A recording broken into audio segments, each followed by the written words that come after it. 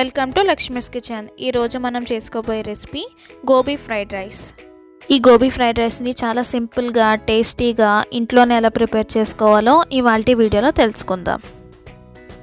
ఈ gobi fried rice తయారీకి ముందుగా స్టవ్ ఆన్ చేసుకుని కింద పెట్టుకుని నీళ్లను మరిగించుకుందాం. మరుగుతున్న వాటర్లో 1/2 టీ స్పూన్ సాల్ట్ అలాగే గోబీ పీసెస్ను కూడా యాడ్ చేసుకుని 2 నిమిషాలు మూత పెట్టుకుని ఉడికించుకుందాం.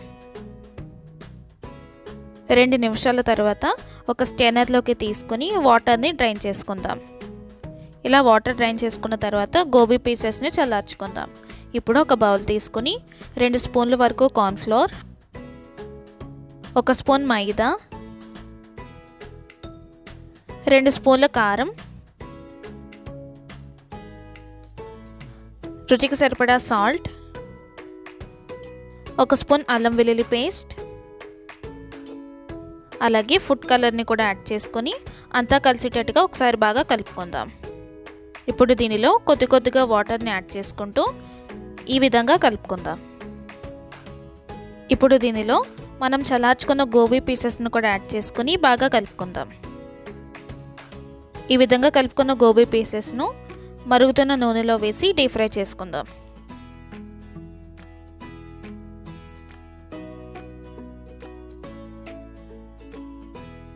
ఈ విధంగా డీప్ ఫ్రై అయిన తర్వాత ఒక ప్లేట్లోకి తీసుకుని పక్కన పెట్టుకుందాం. ఇప్పుడు స్టవ్ ఆన్ చేసుకుని పాన్ పెట్టుకుని 1 స్పూన్ వరకు బటర్ని యాడ్ చేసుకుని బటర్ని మెల్ట్ చేసుకుందాం. బటర్ మెల్ట్ అయిన తర్వాత 1 స్పూన్ సన్నగా కట్ చేసుకున్న గార్లిక్, 1 స్పూన్ సన్నగా కట్ చేసుకున్న అల్లాన్ని యాడ్ చేసుకొని 2 నిమిషాలు ఫ్రై చేసుకుందాం. ఇలా గార్లిక్ ఫ్రై అయిన తర్వాత సన్నగా కట్ చేసుకున్న క్యాప్సికమ్, సన్నగా కట్ చేసుకున్న గ్రీన్ బీన్స్, సన్నగా కట్ చేసుకున్న క్యారెట్, సన్నగా కట్ చేసుకున్న ఆనియన్స్, పచ్చిమిర్చి అలాగే బఠానీ కూడా యాడ్ చేసుకొని వెజిటేబుల్స్ ఫ్రై అయ్యేటట్టుగా హై ఫ్లేమ్ మీద ఫ్రై చేసుకుందాం.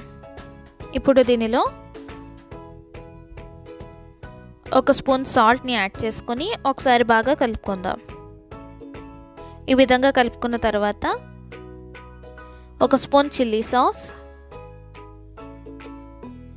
1 స్పూన్ సోయా సాస్, 1 స్పూన్ వెనిగర్ని యాడ్ చేసుకొని అంతా కలిసేటట్టుగా ఒకసారి బాగా కలుపుకుందాం. ఇలా కలుపుకున్న తర్వాత మనం ఫ్రై చేసుకుని పక్కన పెట్టుకున్న గోబీ పీసెస్ను కూడా యాడ్ చేసుకొని 2 నిమిషాలు బాగా కలుపుకుందాం. ఇప్పుడు దీనిలో ఉడికించుకొని చల్లార్చుకున్న బాస్మతి రైస్ను కూడా యాడ్ చేసుకొని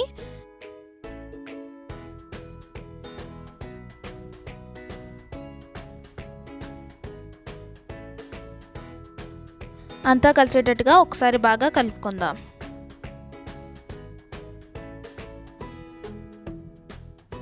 ఈ విధంగా కలుపుకున్న తర్వాత సర్వింగ్ బౌల్లోకి తీసుకుని సర్వ్ చేసుకుంటే tasty gobi fried rice ready. ఈ గోబీ ఫ్రైడ్ రైస్ని మీరు కూడా ట్రై చేసి మీకు ఎలా వచ్చిందో కమెంట్స్లో చెప్పండి. ఈ రెసిపీ కనుక మీకు నచ్చినట్టయితే లైక్ చేయండి, షేర్ చేయండి. ఇలాంటి మరిన్ని టేస్టీ రెసిపీల కోసం మా ఛానల్ని సబ్స్క్రైబ్ చేయండి.